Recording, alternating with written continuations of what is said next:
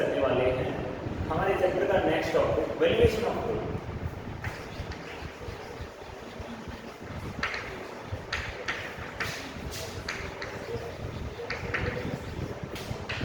Last के lecture में हम ये तो डिस्कस कर चुके हैं कि गुडविल एक्चुअल में होती क्या है। अब इसे वैल्यूएट एक पार्टनरशिप फर्म कब कब करती है इस बारे में हमें पहले जान लेना चाहिए, क्योंकि वैल्यूएशन ऑफ गुडविल कैसे करेंगे ये डिस्कस करने से पहले हम ये जान लें कि हम वैल्यूएशन ऑफ गुडविल करेंगे ही क्यों।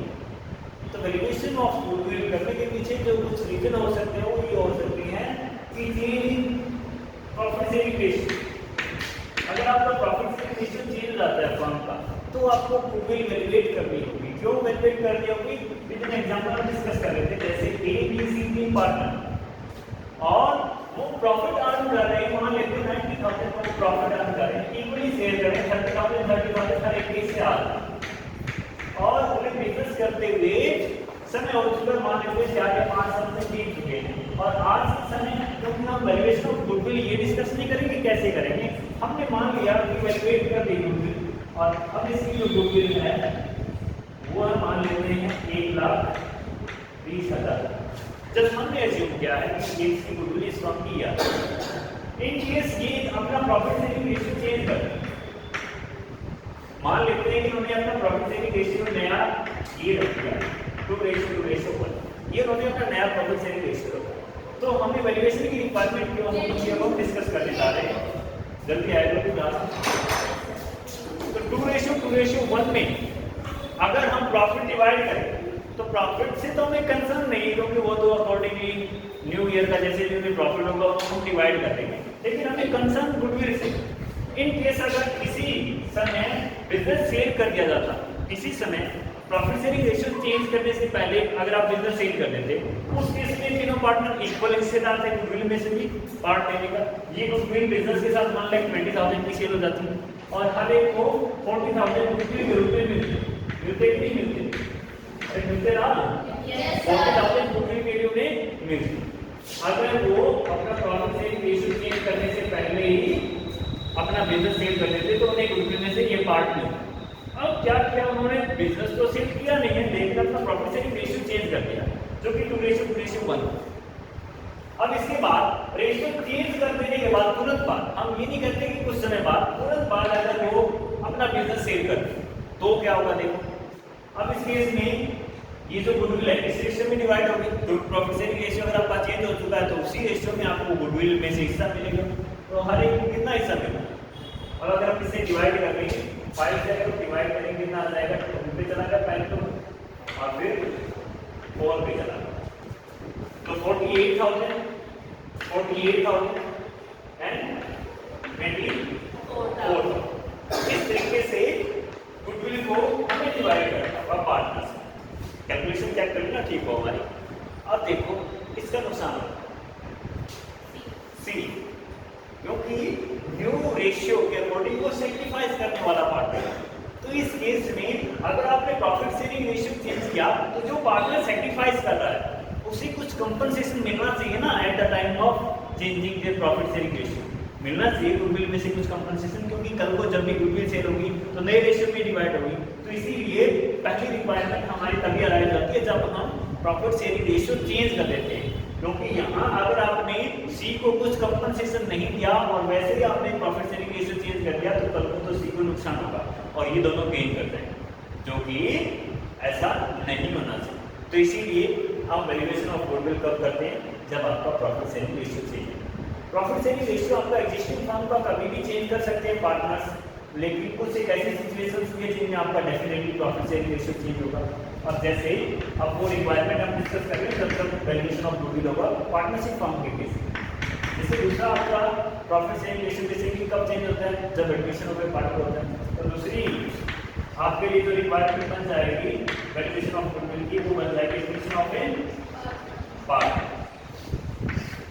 थर्ड किसी के अकॉर्डिंग आप बता सकते हो रिटायरमेंट और death of A partner, retirement और डेथ ऑफ ए पार्टनर। इस केस में प्रॉफिट शेयरिंग रेशियो चेंज होगा और अगर प्रॉफिट शेयरिंग रेशियो चेंज होगा तो आपको डेफिनेटली वैल्यूएशन ऑफ गुडविल करना होगा, क्योंकि अगर आप वैल्यूएशन ऑफ गुडविल करोगे तभी तो ये पता कर पाओगे ना कि आपको कितना कंपनसेशन देना है सैक्रिफाइसिंग पार्टनर जो सैक्रिफाइस कर रहा है अपना से। तभी हम निकाल पाएंगे, क्योंकि अगर हमें 1,20,000 गुडविल की वैल्यू पता है तभी तो हम ये चेक कर पा रहे हैं कि उसे कितना लॉस हो रहा है और उसे कितना कंपनसेशन आज ही दे देना चाहिए। वो हम कंपनसेशन देते हैं जो हमारे पार्टनर गेनिंग पार्टनर है जो गेन कर रहे हैं, उन्हीं की कैपिटल में से हम इसकी कैपिटल को क्रेडिट करते हैं। वो हम निकालेंगे आगे एडजस्टमेंट एंट्री में डिस्कस करेंगे कैसे हमें एडजस्ट करना होगा। लेकिन फिलहाल हम ये डिस्कस कर रहे हैं कि कब कब आपको वैल्यूएशन ऑफ गुडविल करना है। उसके बाद फोर्थ सिचुएशन, इन केस अगर आप अपना बिजनेस सील कर रहे हैं तो भी आपको वैल्यूएशन ऑफ गुडविल करना होगा ना। At the time of sale of the business, अगर आप पूरा का पूरा बिजनेस सेल कर रहे हो उस समय भी आप वैल्यूएशन ऑफ गुडविल करते हैं। उसके बाद नेक्स्ट चीज कब हो सकता है, कई बार फर्म आपस में बिजनेस करते करते दो फर्म आपस में अमलगमेंट हो जाती है या फिर किसी तीसरी फर्म का वो डिमांड कर लेती है दोनों एग्जिस्टिंग फर्म का बिजनेस टेक ओवर करने के लिए। ये सिचुएशन आपकी कराती है अमलगमेशन ऑफ फर्म। तो अगर फर्म का अमलगमेशन भी होना है तो उस केस में भी आपको वैल्यूएशन ऑफ गुडविल करना है। तो ये कुछ एक रीजन है जिन केसेस में हमें वैल्यूएशन ऑफ गुडविल करना। वैल्यूएशन ऑफ गुडविल तो हमें करना होगा, लेकिन करेंगे कैसे, इस बारे में हम पहले भी डिस्कस कर चुके हैं जब हमने ये गुडविल का टॉपिक स्टार्ट किया था कि गुडविल की एग्जैक्ट वैल्यू फाइंड आउट करना डिफिकल्ट टास्क है, क्योंकि ये डिपेंड करता है सब्जेक्टिव जजमेंट। अब सब्जेक्टिव जजमेंट हर एक पर्सन वैल्यू करते हैं, तो इसीलिए गुडविल की वैल्यू भी अलग अलग आएगी। अगर कोई एक पर्सन वैल्यूएट करता है तो उसकी वैल्यू कुछ अलग होगी, अगर दूसरा पर्सन वैल्यूएट करेगा तो गुडविल की वैल्यू कुछ अलग आ सकती है। इसमें आपके साथ जो डिस्कस किए गए वैल्यूएशन ऑफ गुडविल के जो मेथड, बेसिकली 3 मेथड डिस्कस किए।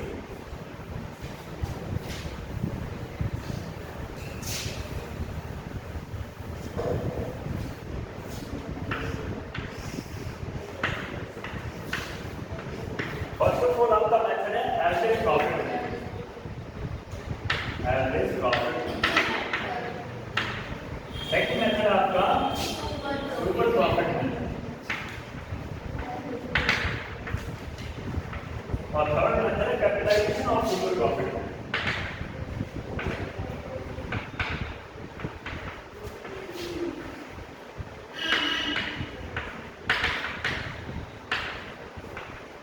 अब हम वन बाय वन डिस्कस करेंगे। आज हम ये डिस्कस करने वाले हैं एवरेज प्रॉफिट मेथड।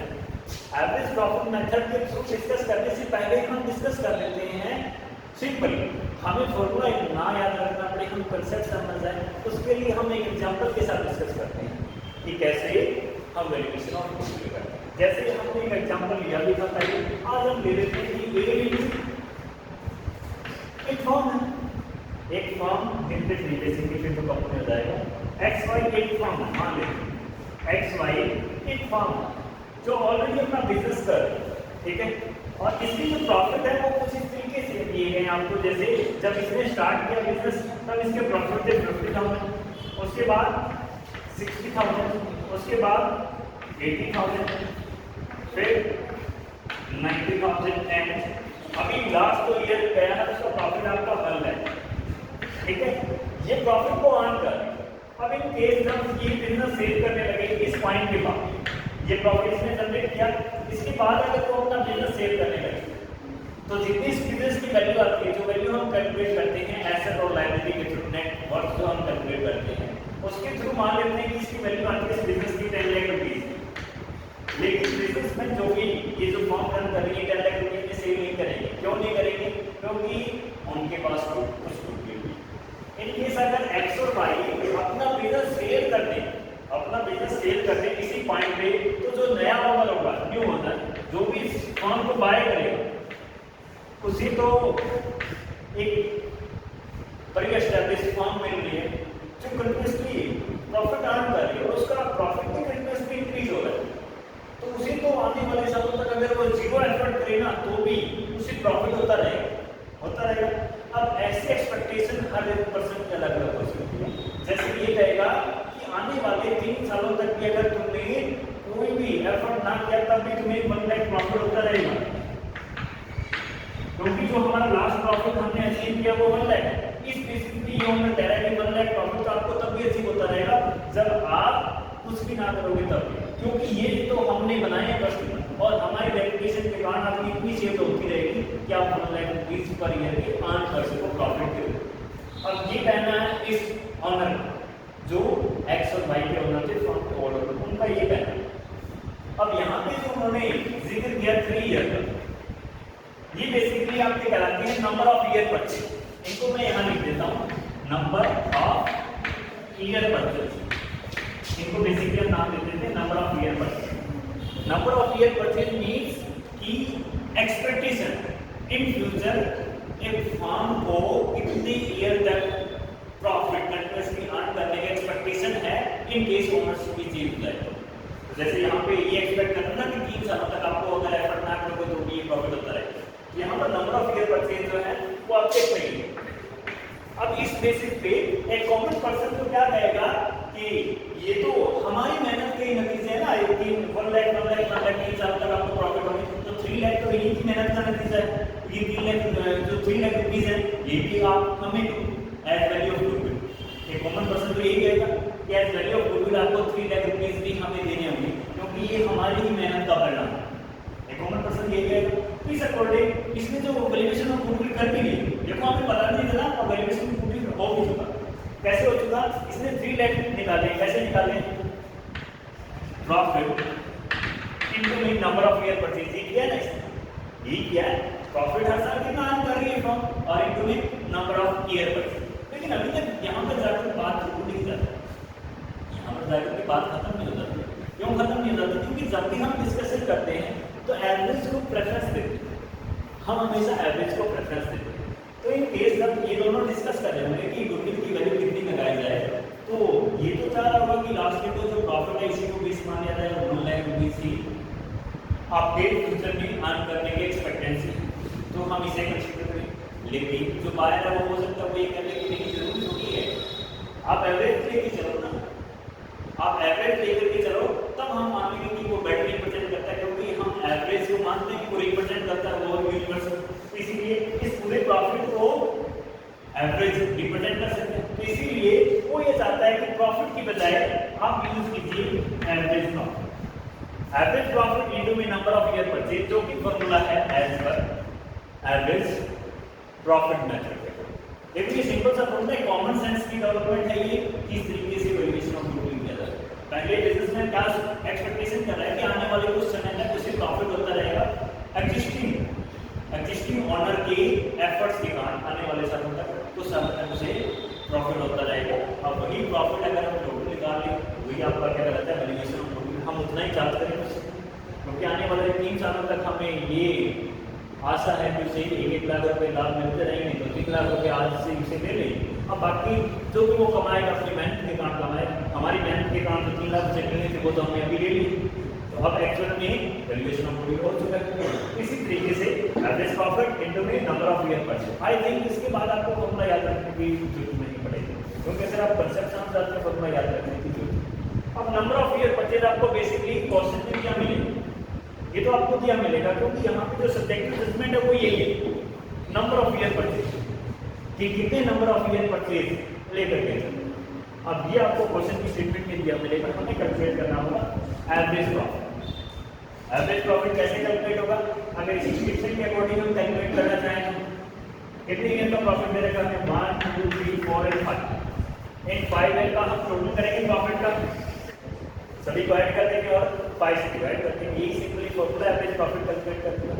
ऐसे ही आपको करना है एवरेज प्रॉफिट कैलकुलेट करते हो। तो इसी बेसिस पे आपका जो फॉर्मूला डेवलप किया गया है वो डेवलप किया गया है एवरेज प्रॉफिट मेथड। इसमें वैल्यूएशन ऑफ गुडविल क्या होगा? गुडविल इज इक्वल टू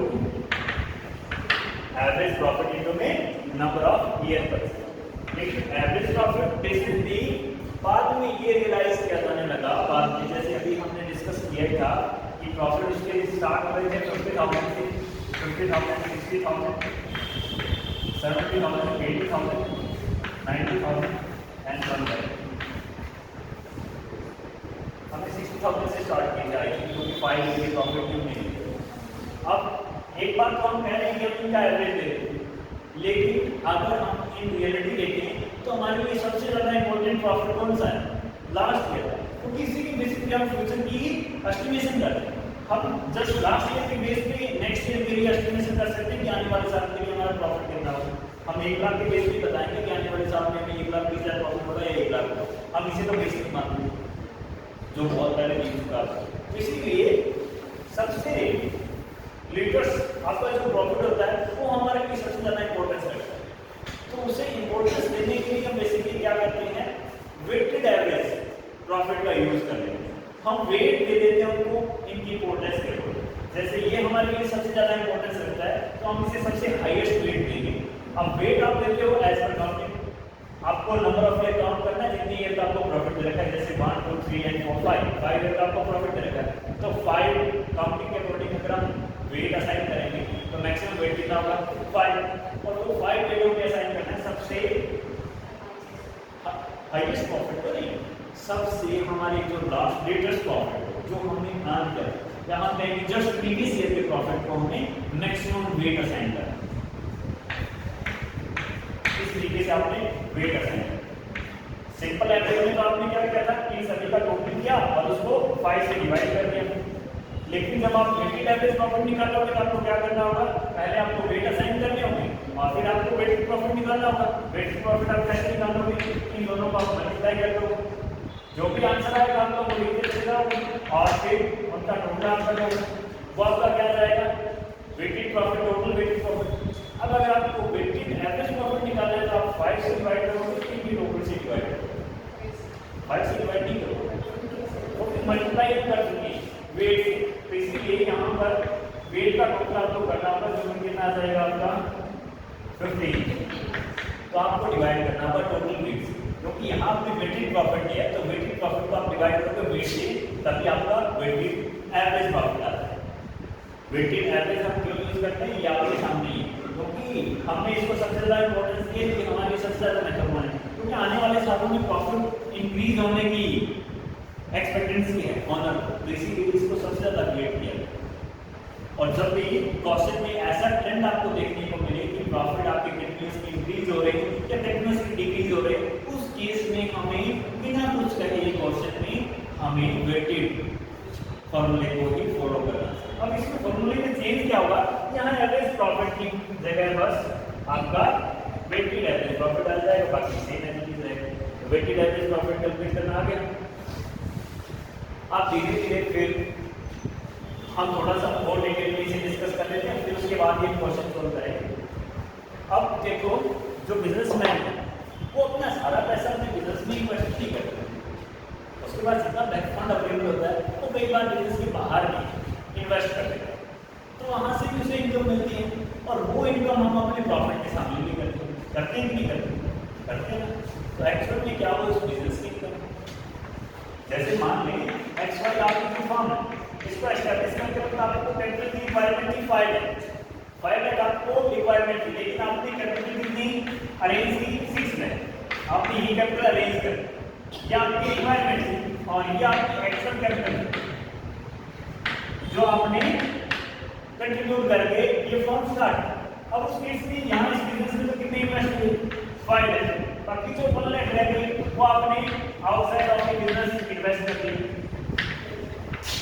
जैसे किसी कंपनी के शेयर खरीद लिए या फिर आपने किसी को एडवांस दे दिया लोन के रूप में, तो वहाँ से आपको इनकम तो मिलेगी और वो इनकम आपके प्रॉफिट में भी शामिल होगी। तो जब बायर ये ऑब्जेक्शन उठाएगा कि आपने ये प्रॉफिट तो बाहर से भी कमाया हुआ है, तो इसीलिए हमें क्या करना चाहिए, जब हम एवरेज निकालते हैं प्रॉफिट का तो हर ईयर के प्रॉफिट को एडजस्ट कर देना चाहिए।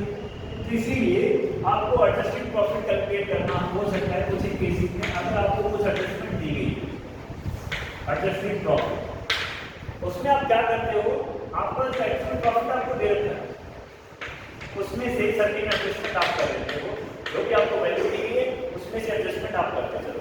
अब आपके अकॉर्डिंग आपके पॉइंट ऑफ व्यू से जो पैसा हमने 1 लाख रुपये मान लेते हैं, हमने किसी को लोन के रूप में दे दिया और इंटरेस्ट की रेट है 10% पर है, तो 10,000 रुपये का 50 रुपये मिलेंगे हर साल, और वो आपके प्रॉफिट में भी शामिल होंगे। तो क्या हमें वो प्रॉफिट में शामिल रहने देने चाहिए या हमें घटा देने चाहिए, क्योंकि आपने पैसे दिए हैं, अब आप उस बिजनेस को बेच दोगे तो सामने वाला पैसे कहाँ से देगा, वो तो अपने घर के बाहर बिजनेस से बाहर, अब वो तो ये देखना चाहता है ना कि आपने इस बिजनेस से क्या कमाया, नहीं कि आपने टोटल कितना कमाया। उसका कंसर्न तो इस चीज से। इसीलिए जब आप प्रॉफिट कैलकुलेट करते हो, एडजस्टेड प्रॉफिट, तो आपको जो एक्चुअल प्रॉफिट दिया होता है उसमें से आपको अगर इनकम फ्रॉम इन्वेस्टमेंट दे रखी है तो आपको क्या करना है जी, लेस इनकम फ्रॉम इन्वेस्टमेंट। इस प्रॉफिट में से आप लेस करेंगे। ये जो आपको प्रॉफिट दिया रहता है किसी भी रेट में दिया था, जिस ईयर से रिलेटेड आपको इनकम दे रखी है उसी के प्रॉफिट में से लेस करना। सभी प्रॉफिट में से हमें लेस नहीं करना। अब उसके बाद कभी कभी बिजनेसमैन क्या करता है, स्पेकुलेशन में भी इन्वॉल्व हो जाता है या फिर किसी लॉटरी का टिकट भी खरीद लेता है। जैसे हम अपने लक को आजमाने के लिए कई बार ऐसा कर देते हैं। तो हो सकता है किसी ईयर किसी बिजनेसमैन ने लॉटरी का टिकट खरीद लिया हो और वो लॉटरी जीत गया हो, तो उस केस में वो 1 लाख रुपए की अगर लॉटरी थी तो यहाँ पे आपके प्रॉफिट में 1 लाख तो वही शामिल होगा और आपकी फर्म का प्रॉफिट अलग। तो अब सामने वाला जो आपका बिजनेस खरीद रहा है उसी को लॉटरी लगेगी इस बात की गारंटी थोड़ी है, और वो वैसे भी बिजनेस की इनकम नहीं है। तो हमें क्या करना चाहिए, ऐसी इनकम अगर आपकी प्रॉफिट में है क्या करना चाहिए, लेस कर देना चाहिए। इसीलिए अगर अब नॉर्मल इनकम या अब नॉर्मल गेन आपके पास कोई भी दे रखा है वो आप क्या कर दोगे, लेस कर दोगे इस प्रॉफिट में से जिस ईयर का प्रॉफिट आपको दे रहा है। ऐसे किसी ईयर आपको अपना लॉस भी तो हो सकता है। जैसे बाई चांस आपके बिजनेस में आग लगी या फिर चोरी हो गई, वो चोरी हर साल थोड़ी होती है। और किसी ईयर जिस साल वो चोरी हुई या आग लगी उस साल का प्रॉफिट आपका कम हो जाएगा, क्योंकि आप लॉस बाय फायर या loss by third profit and loss amount की डेबिट साइड कर दोगे। जितना आपका लॉस था उससे आपका प्रॉफिट तो कम हो चुका है। तो हर साल थोड़ी ऐसी लॉस होने वाली है, चोरी होने वाली है।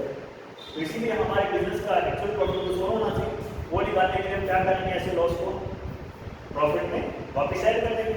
इसीलिए अगर आपको कोई अबनॉर्मल लॉस दिया गया है जो पहले ही लेस हो चुका है प्रॉफिट में से, तो आपको क्या कर देना है, ऐड कर देना है। जिस भी ईयर के प्रॉफिट में ऐसा अबनॉर्मल लॉस आपको ऐसे ही कुछ एक एक्सपेंस आपको इन फ्यूचर करनी पड़ सकते हैं, जो इन फ्यूचर करने, जैसे अभी चोरी हुई, मान लेते हैं अभी चोरी हुई थी या आग लगी थी, इससे पहले आपने गुड्स को इंश्योर नहीं करवाया हुआ था, तो इंश्योरेंस कंपनी से आपको कुछ नहीं मिलेगा क्योंकि इंश्योरेंस तो आपने करवाया नहीं था। लेकिन इस इंसिडेंट से आपको सीख मिल गई कि हमें इंश्योरेंस करवा लेना चाहिए। तो इन फ्यूचर के लिए आप इंश्योरेंस करवाओगे तो कुछ तो प्रीमियम देना पड़ेगा। जितना प्रीमियम आप दोगे, मान लेते हैं 10,000 रुपये आपको पर ईयर का प्रीमियम देना पड़ेगा इंश्योरेंस के लिए, तो उस केस में 10,000 रुपये आपके एक्सपेंस बढ़ गए नहीं बढ़ गए आने वाले समय में।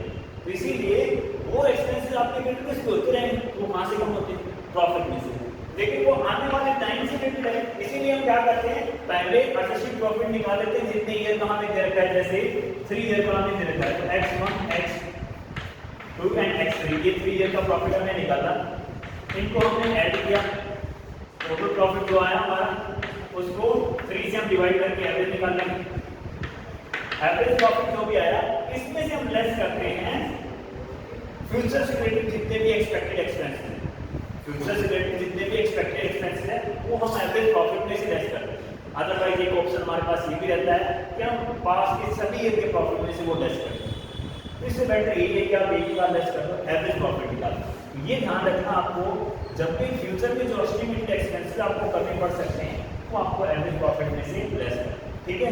ये कुछ एक एडजस्टमेंट आपको करनी पड़ सकती है अगर आपको प्रॉफिट एडजस्ट करके वैल्यू ऑफ गुडविल कैलकुलेट करें। अब इसमें बेसिक क्वेश्चन देखो ताकि वो अच्छे से करके बताएं। दोनों बकले हो चुके हैं हमारे एवरेज प्रॉफिट के, सिंपल एवरेज प्रॉफिट मेथड भी और वेटेड एवरेज प्रॉफिट मेथड। अब क्वेश्चन देख रहे हैं आप स्टेटमेंट देखो,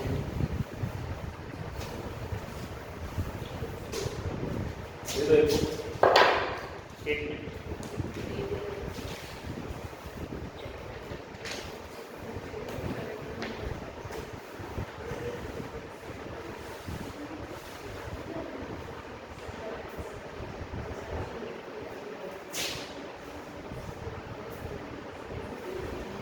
ये देखो क्वेश्चन नंबर 7 करने जा रहे हैं, इसमें एडजस्टमेंट आ जाएंगे ऑलमोस्ट सभी। हमें दे रखा है Meena purchase signee's business from 1 April 2019। The profit disclosed by signee's business for last 3 years were as follows. Last के 3 ईयर का प्रॉफिट हमें दे रखा है कुछ इस तरीके से। तो ईयर में यहाँ लिख लेता हूँ 2016-17।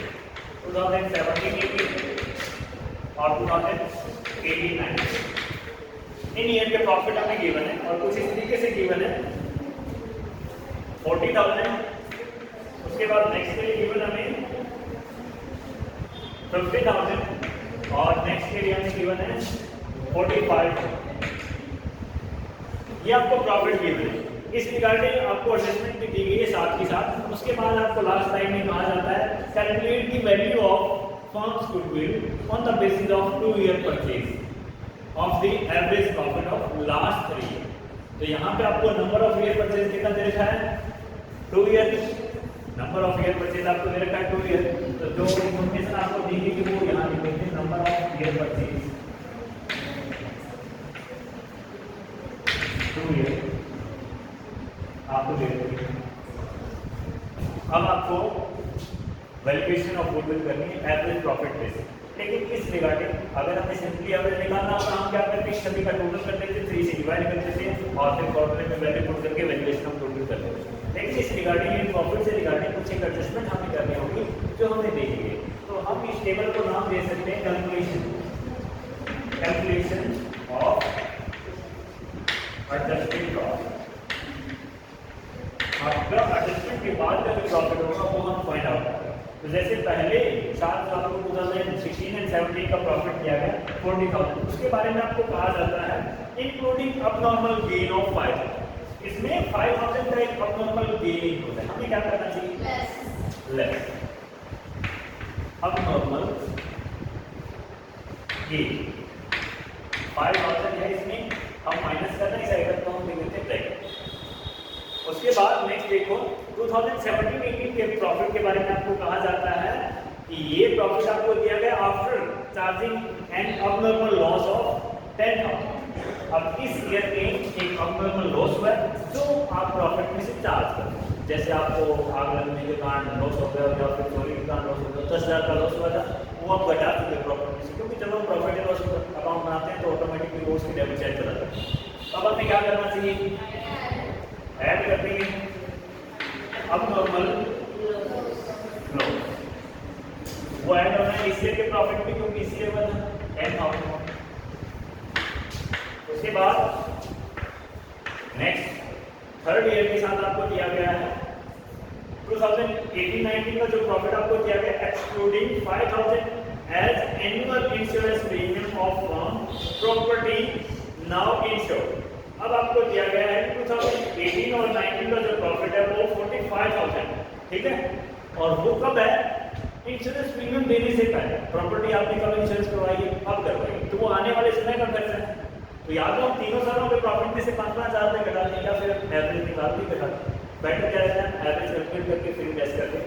तो ये यहाँ आपको कोई एडजस्टमेंट नहीं करते क्योंकि प्रॉपर्टी अब हमने इंश्योरेंस करवाई है तो हम लास्ट में घटाएंगे सभी के प्रॉफिट में से एवरेज जब निकल जाएगा। तो अब हम क्या कर रहे थे एडजस्टेड प्रॉफिट कैलकुलेट करते हैं क्योंकि कितना आ जाएगा 35,000 60,000 और 45। अब हमें क्या निकालना है एवरेज प्रॉफिट। एवरेज प्रॉफिट आपको कितना आएगा इन सभी का टोटल आपको कर देना है। इनका टोटल अगर आप करोगे तो ये आ जाएगा आपका 40,000 1,40,000 टोटल आया। एवरेज प्रॉफिट कितना आ जाएगा 1,40,000 को नंबर ऑफ ईयर से डिवाइड करोगे जो कि लेना है 3 से डिवाइड करोगे ये चला जाएगा और ये चला गया डायरेक्ट 46,667 अप्रोक्सीमेटली हम नोट डाउन करेंगे ये आ जाएगा। अब उसके बाद आपको क्या करना है ये तो आपका एवरेज प्रॉफिट है लेकिन अभी भी एडजस्टेड एवरेज प्रॉफिट नहीं है। एडजस्टेड एवरेज प्रॉफिट निकालने के लिए आपको क्या करना है इसमें से क्या कर दोगे less expenses to be paid जो एक्सपेंसेस फ्यूचर में पे किए जाए जैसे इंश्योरेंस प्रीमियम आपको पे वो आप यहाँ से क्या कर दोगे लेस वो आपको पे करना है 5,000 पर ईयर। यहाँ से आपने लेस किया आंसर कितना आ गया 41,667। अब आपको वैल्यू ऑफ गुडविल कैलकुलेट करनी है। वैल्यू ऑफ गुडविल कैलकुलेट करने के लिए फॉर्मूला क्या आपका value of goodwill equal to क्या है एवरेज प्रॉफिट इनटू में नंबर ऑफ ईयर परचेज जो कि आपको दे रखे हैं। तो यहाँ हम इस फॉर्मूले में वैल्यू पुट कर देते हैं 41,667 इनटू में नंबर ऑफ ईयर परचेज हमें गिवन है 2 ईयर। इस तरीके से जब हमने वैल्यू ऑफ फुटवेयर कैलकुलेट की कितनी आ गई 83,332 ये वैल्यू ऑफ फुटवेयर आपकी कैलकुलेट। इस तरीके से आपको क्वेश्चन सॉल्व, ठीक है। इन केस अगर इसी